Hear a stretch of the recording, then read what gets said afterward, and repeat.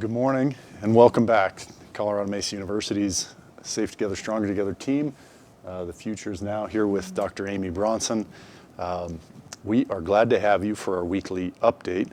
And we've been talking to you a lot about the future is now plan and launching that coming into second semester. Today, that has happened. President Foster minutes ago sent out an email to the campus community launching that plan, which is exciting. That is the basis of our framework and the seriousness of our plan, committed to safety and otherwise heading off into second semester here. So we're excited for that. At the end of today's update, this Facebook Live event, we're going to give you more information about how you can earn a $1,000 scholarship as you help us figure out how we are going to communicate this widely, broadly, with our community, with our students, our faculty, our staff, and otherwise. So stay tuned for that at the end of this broadcast, and we're glad that you're joining us.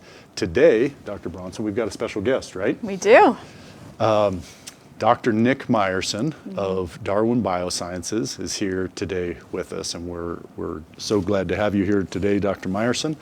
A quick reminder to those of you at home that we wear masks indoors here at CMU per the governor's order, only removing them for broadcasts like this so that we can communicate well and clearly with you all at home. So, Dr. Meyerson, you're here today. You're a native of not Colorado, but you've been here for some time, right? You've been at the University of Colorado and now the CEO and co-founder of Darwin Biosciences. Dr. Bronson, do you want to maybe tell our viewers at home a little bit about Dr. Meyerson in a more effective way than I am? Absolutely. And I think, probably best is to let Nick introduce himself. There are lots of big scientific words that he's going to use, but really the development and relationship that we have developed with Darwin Biosciences has really made our LAMP testing possible. And that strategy has proven time and time again to be so important to what we do here on campus and our safety strategy. So without further ado, Nick, the table is yours. Tell us a little bit about who you are, and then maybe fill us in on a few gaps behind Darwin Biosciences and how you got to this place. Sure. Well, Amy and John, thank you so much for having me today. And it has been a great collaboration between Darwin and CMU the past 6 months or so. I got my PhD in cell and molecular biology. At the time, I was studying emerging infectious diseases and how the human immune system evolves to ward off infection. Things that are now incredibly relevant in today's world. Yeah. And in March, I founded Darwin Biosciences to further develop some technology we're working on with the military, actually. The goal of Darwin Biosciences is to change the way we manage infectious diseases. And what we were trying to do with the military, and still are, is develop a product called SIG-Stick that is a self-administered device that soldiers can use every day that simply tells them if they're sick or not. But the key is that it does it before they develop symptoms. So now in this world of coronavirus, where pre-symptomatic infection is such a major driver of the pandemic, I think everybody understands why the product SIG-Stick will be so important. But when the pandemic hit, we quickly pivoted and we developed the SARS-2 screening tool that's being deployed here at CMU. And what's great about it is it allows people like you, entities like universities, schools, school districts, to take full control of the testing scheme, from collection to results analysis to reporting, in this case, to your students, so that you can provide same-day turnaround. So in the midst of the pandemic, Darwin has been fully involved in dealing with screening, and we've deployed testing sites around Colorado and even out in Nebraska, and we're hoping to expand those operations throughout the year. But like anyone else, I want this pandemic to be over so we can get back to work on what we really want to work on. Yeah, you guys were able to pivot quickly as the pandemic started, and of course we're one of the beneficiaries of that. But the science has been changing quickly too, right? You've also, I think for our community at home, need to know that Dr. Meyerson and his team have been one of the groups of scientific advisors that have really been helping us stay on top of emerging science. And even in the last few months, our understanding is that some of the saliva research and how that plays in the various testing regimes has been changing. Can you tell us a little bit about what's happening in that world and what you can share with us there? Yeah, that's a very interesting topic that I think people should know more about. In the beginning of the pandemic, everyone was getting stuck in the face with nasal swabs. And from that moment, I knew that saliva was key. And Darwin was founded to create a saliva device. And so I was biased in that way, but a lot of research has played out over the past several months that really show that saliva has a better connection to be able to predict the severity of someone's infection than nasal swabs do. And that's research that came out just in the past 2 weeks from Yale. Interesting. And also what we've always believed and has been shown in various studies is that saliva is a really good metric for if somebody is contagious or not.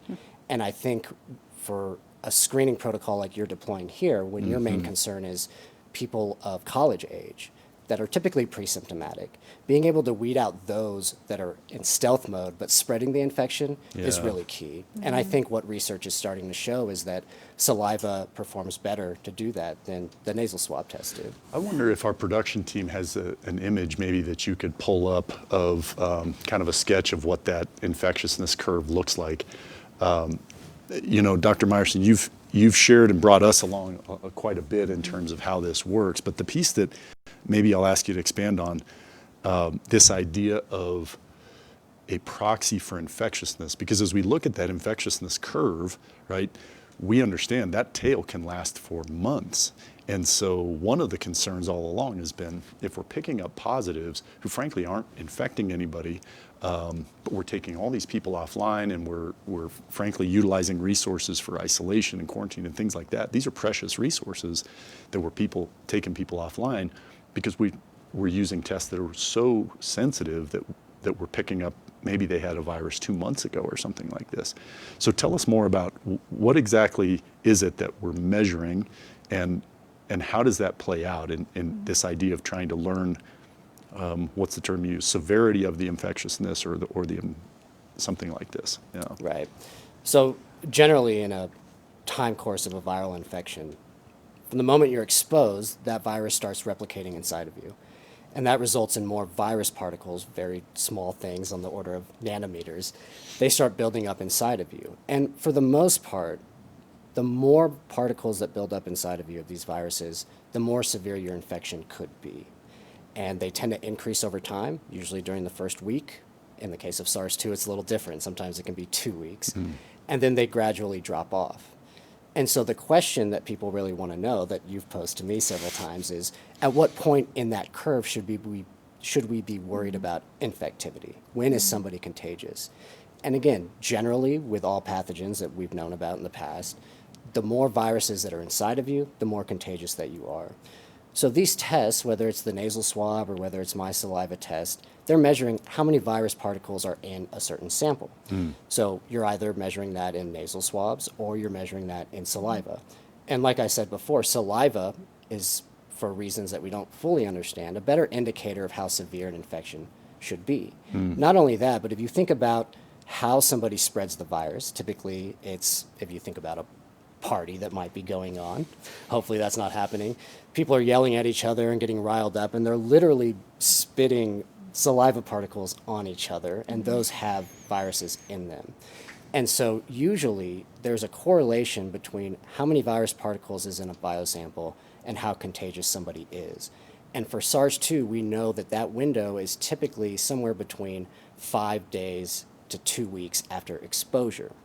And beyond that, on either side of those windows, you could detect the virus, but it's unlikely that such a person would be contagious.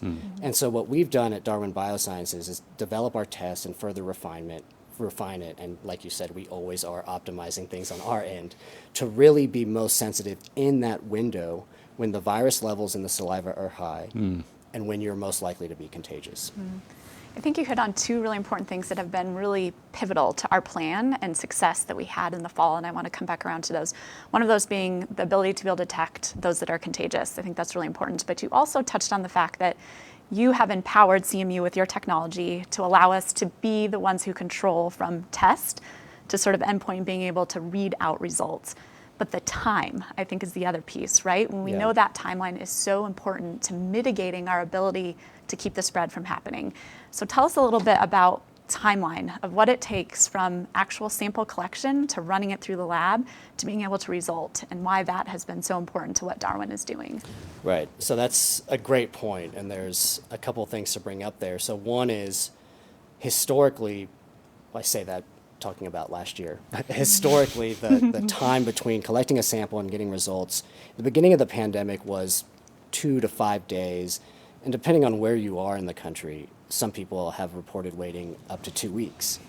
And so given the timeline I was just discussing, when somebody can go from not contagious to contagious overnight, and that contagious window can be a week, the time with which you receive your test results, whether you're the individual or whether you're the administration trying to make policies to protect these students, that reporting time is incredibly important. And we at Darwin knew that from the very beginning. And typically it was something that wasn't thought of so much in diagnostics because we haven't had to test at the level that we are now. So getting results back used to not be a problem. And so we developed the test so that you could get results the same day. So we had to think of a way to process the saliva samples quickly, to avoid supply chain bottlenecks, and to use an analysis in the laboratory that worked very quickly. And so we eliminated a lot of the processes required for processing saliva by simply boiling it and using a special buffer that we use that allows you to do that step in about 10 minutes. And then once it's in the lab, the reaction itself that amplifies the virus so that you can detect it only takes 30 minutes. Now, if you have hundreds of samples, obviously things take a little longer, but in some instances where we've deployed, we've been able to run several hundred tests in one day and get results back to the people that need it, sometimes within hours of sample collection. And I know you all have experienced that here as well. And so turnaround time and the sensitivity of the test to detect contagiousness and the ease at which you can collect the sample are all the things that we kept in mind in developing our product that make it easy to use for the patient, for the person collecting the sample, the healthcare personnel, and the laboratory. And also the administration obviously likes being able to get results the same day to make decisions on the fly. Yeah. I think about the work that we did over the fall as we were leveraging multiple technologies and strategies at once. And of course, your team is a key part of that. But, you know, as we saw wastewater start to peak up, we would utilize Dr. Meyerson's LAMP assay to then quickly go in and deploy in that residence hall, oftentimes the same day, and get results the same day. That's the sort of thing we couldn't have conceived of 6 months ago, but it worked, and it worked because of the thinking ahead of time. I wonder if you might take a minute. You know, Dr. Bronson and I get a chat with our campus community and parents and students at home often, but you're new to our program, and I wonder if you might help them appreciate some of the team around you and the group of scientists. I mean, you're obviously a really good scientist and have a background in that area, but it's not just you, right? It's not just you sitting around in a lab by yourself. You've got a whole team of folks. Tell us about the team. There was a time not too long ago when I was sitting around by myself in a lab. It's called graduate school, and I do miss those days. But no, I do not perform anything that I do in a vacuum. Yeah. And everything that I'm talking about today was carried out by a team of scientists at the University of Colorado at Boulder, and also by people that are now fully employed by Darwin Biosciences. And the idea to do this rapid test based on the LAMP technology sort of happened. It was one of those aha moments. You know, you hear people like, oh, I saw it in my dream, or I heard about it in the shower, or I thought about it while I was in the shower. It wasn't that for me. I was actually on the phone with this guy that he called me up saying he wanted 1 million Six Sticks right now, which is the product we're developing for the military, and it's being developed, right? And so I told him, well, we don't have that yet, but we're working on it. And I was kind of talking to this person to try and get money for the company to keep that going forward. And he said, no, that's not good enough. We need something in 4 weeks. So just figure something out and give me a call back. So I talked to my fellow co-founder, Sarah Sawyer, who's a professor at University of Colorado Boulder. And we thought about what was going on down in Africa and South America during like the malaria, the Zika pandemic. And they had used a similar technology out in the field. You know, they don't have the resources that we do in America, and so they're building labs from scratch and running them out in fields. And that was kind of our vision. How can we make a test that can be deployed anywhere, that frees us from all the infrastructure required for a high complexity clinical lab, and provides entities with the full control over the entire process. So Sarah and I really conceived the idea, and then it was multiple scientists, a team of, I think, 6 to 8, that ultimately were involved in the development of the technology and understanding how to get it out. And then the business aspect of commercialization is something that I had no experience doing 9 months ago. But in building the company, you sort of learn it on the fly. And we were just so devoted and dedicated to filling this need and providing a real solution to the testing problem in the country that just drove us to rapidly find solutions and just figure things out. And so right now, Darwin Biosciences employs 6 employees in Boulder, but we've got technicians here, some of which are starting today that I'm going off to the lab to train right after this interview. And we have a site out at Western University where we employ several techs. And last month we were out in Nebraska. We built a lab from scratch and I trained 15 techs to run our test essentially overnight. So the team is rapidly growing. Sometimes it's a lot for me to manage while also still doing the science, but every now and again, I do get to put on my lab coat, even if it's not to do science experiments. Dr. Bronson, I wonder, I hear, Dr. Meyerson, Dr. Sawyer, and others that have helped do that work.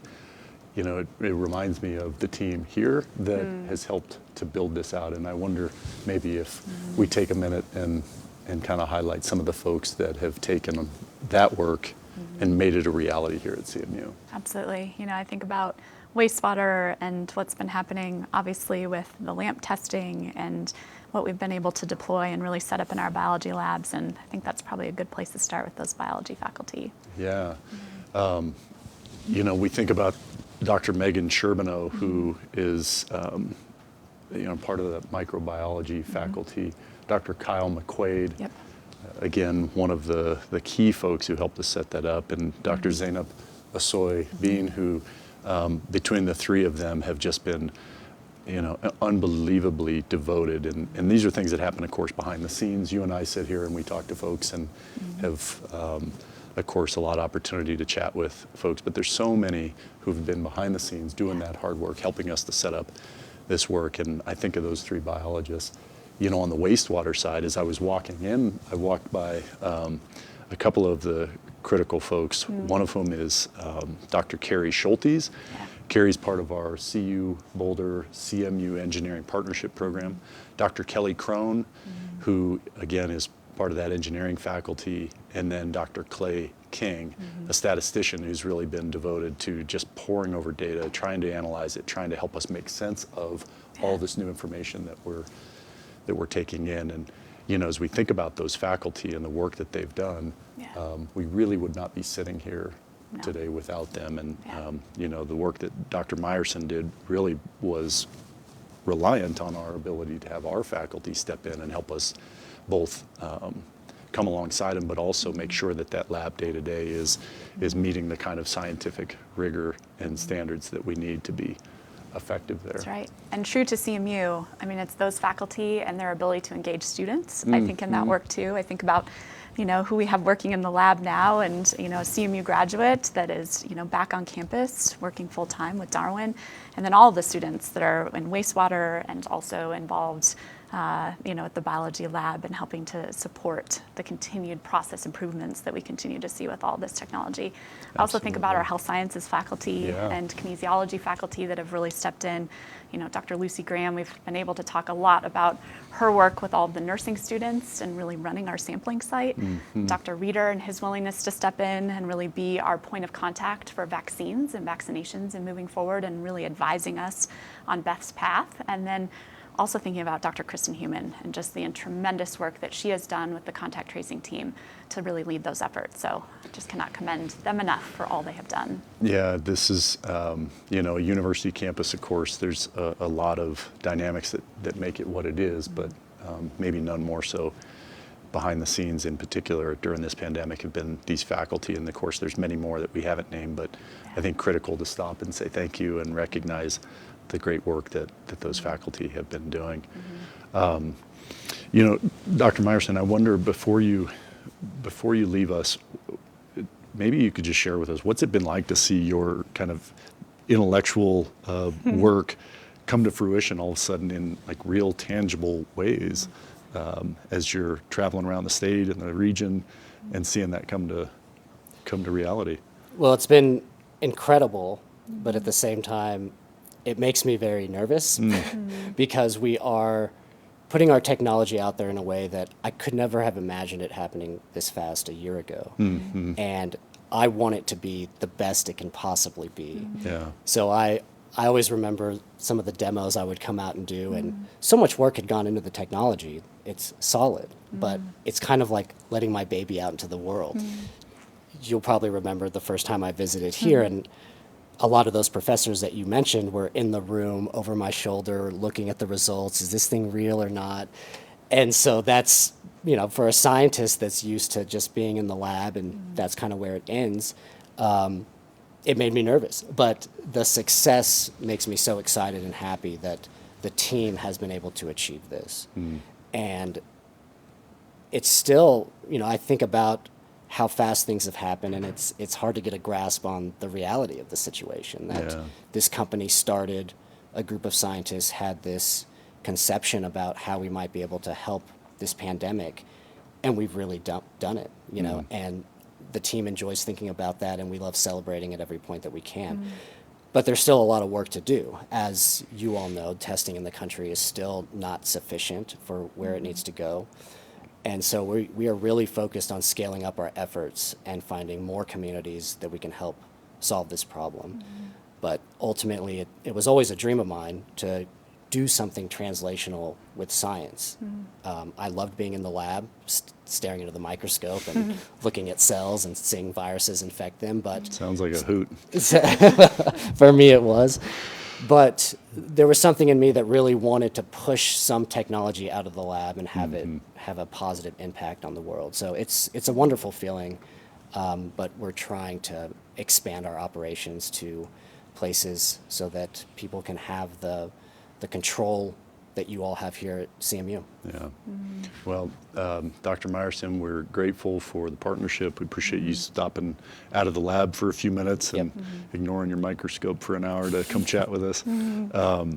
And I think for those of you at home, I just want to reiterate, you know, Dr. Meyerson talks about that kind of humbling experience. I think we share that. We've approached this whole plan and this whole strategy with that same level of humility, knowing that from one day to the next, we're not going to get everything right. That's right. But we are going to be full go leaning into that.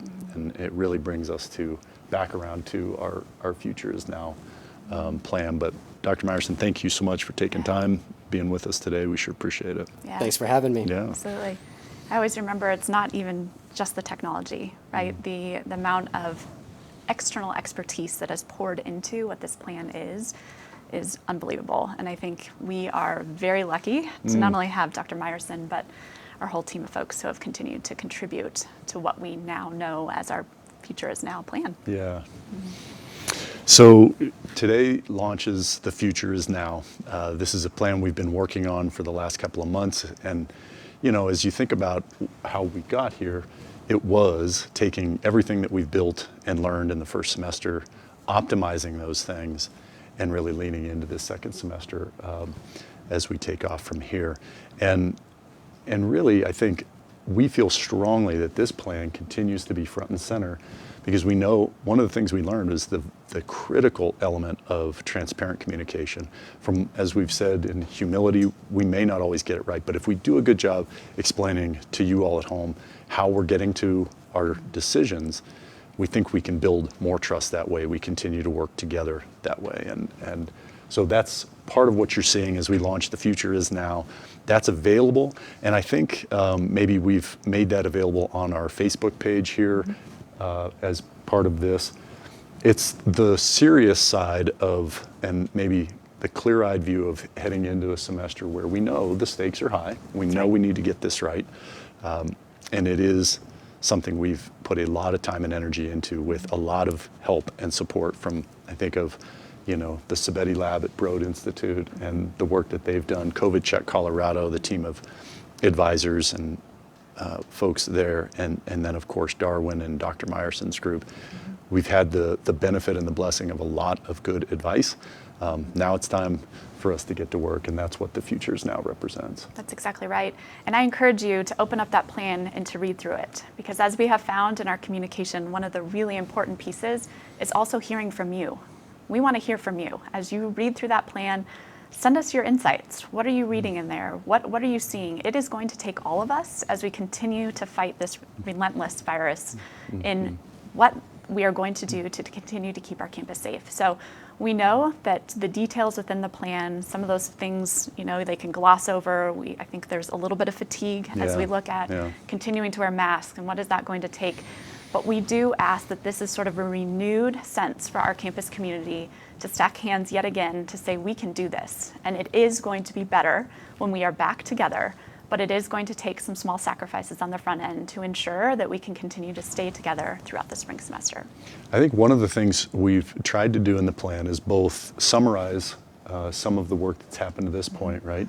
Continue to catalog how we got here, as well as projecting forward.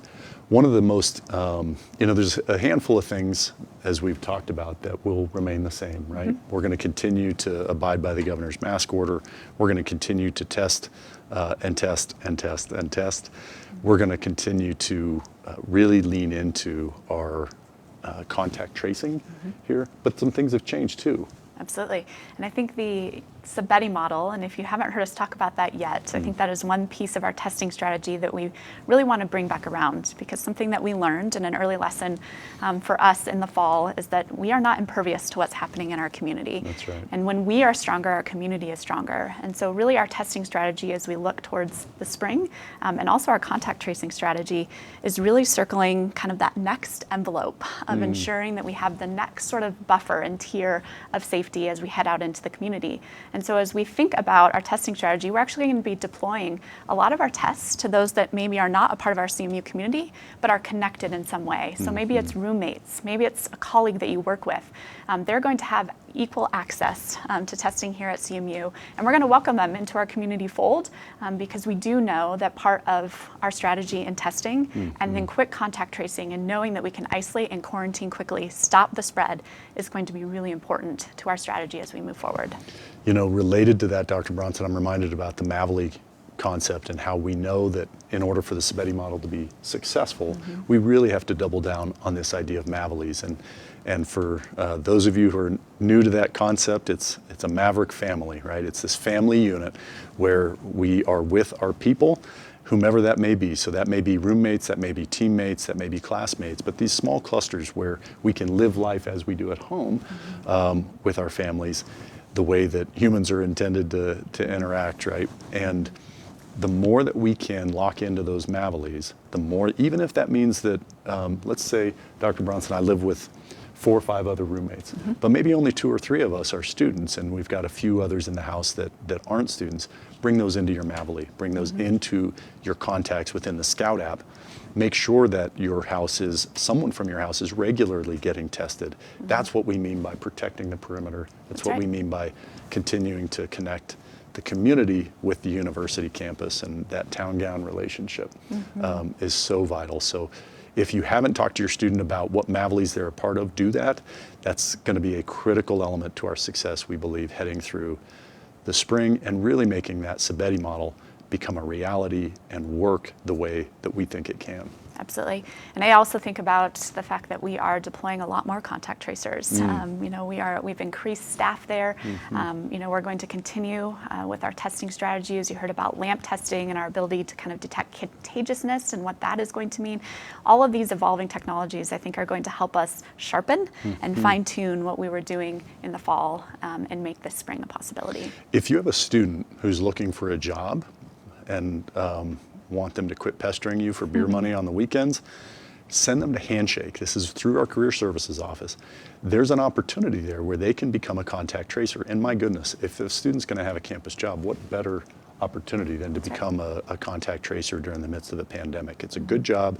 It's a great way to lend a hand and a really outstanding resume builder for your students. So if you have an interest in that, make sure to reach out to Career Services. The software is Handshake, and they can apply to become a student employee on our contact trace team, of whom there will be many heading into the spring, right? Absolutely. Yeah, and I think it just goes to show part of our plan has always been make this a more than year. And when we want folks to come back, be a part of campus, be a part of our campus culture, get involved in the fight against what we're doing here on campus, against the virus, and do that collaboratively, because it does take all of us. And when we do it together, we can do this and be together for the spring. Yeah, in-person learning has always been at the core. We know that this is a mission-driven, what? The word's not coming to me. Value of what we're doing here. Thank a you. moral imperative. Moral imperative. To be here on campus That's together. the term. That's why I have to have friends and helpmates here.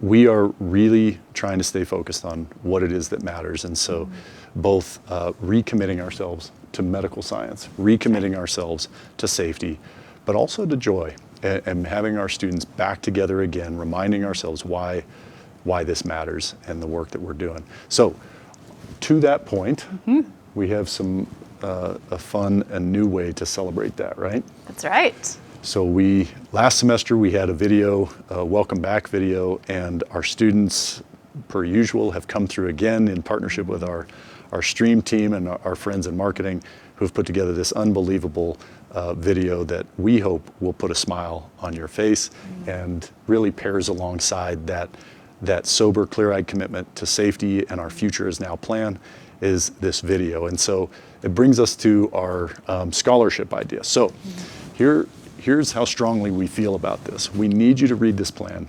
We need you to be in the boat with us.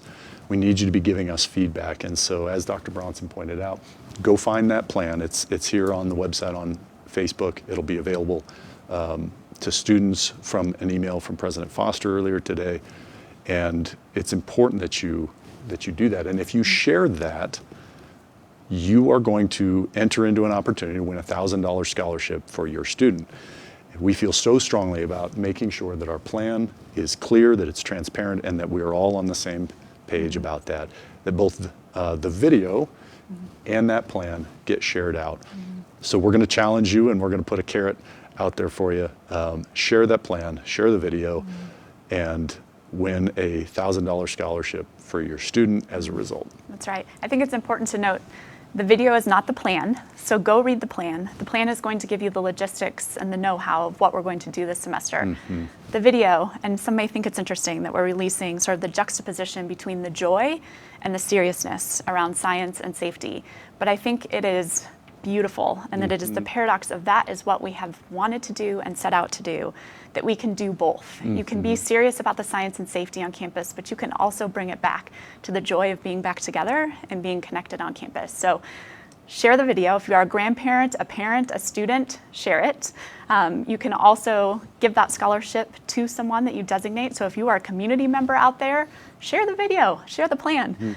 You can be a part of the scholarship winning as well. Yeah, I think the medical science, the work we're doing, the seriousness and the safety, those things in some ways are all leading us back toward togetherness and joy. And so the two are really inextricably linked. We care a lot about what we're doing here and our students, and we're so grateful to be a part of a community that is committed to both. That's right. And I have been looking for some of those silver linings in this pandemic, and when it continues to go on and feels a little relentless, I was just thinking about Dr. Meyerson's words of they found a way to be innovative in a time of disruption. And I have seen that happen throughout our campus over the fall. And I really do look forward to what that's going to look like for the spring. Yeah. Well, we're as humbled as ever to be a part of this. There's so many. We highlighted a few of those faculty, but my goodness, the number of people who are making this happen from one day to the next is really remarkable. All of our partners, all of our medical and public health advisors, and everybody here on campus that's making this possible. It's fun to be a part of it, and we're excited and optimistic heading in to the spring. Be in touch with us. If you have questions about move-in, about testing protocol, about contact tracing, about isolation and quarantine guidelines, be in touch with us. Safety@coloradomesa.edu is how you can reach our COVID team and get answers in a very short amount of time, reach out to us. Let us know how we're doing. If something that your student is experiencing is outside of what we're describing, we want to know about that. Send us an email, safety@coloradomesa.edu, and we'll make sure that we're staying in touch with you. That's right. You make us better by your feedback and your comments, and we're grateful for you. We're serious about science, we're serious about safety, and we're serious about this scholarship. So go share the plan, share the video, and we look forward to seeing you next week. I defy you not to smile when you watch this video. That's right. It's pretty fun. Go find your smiles. Have a great week, everybody.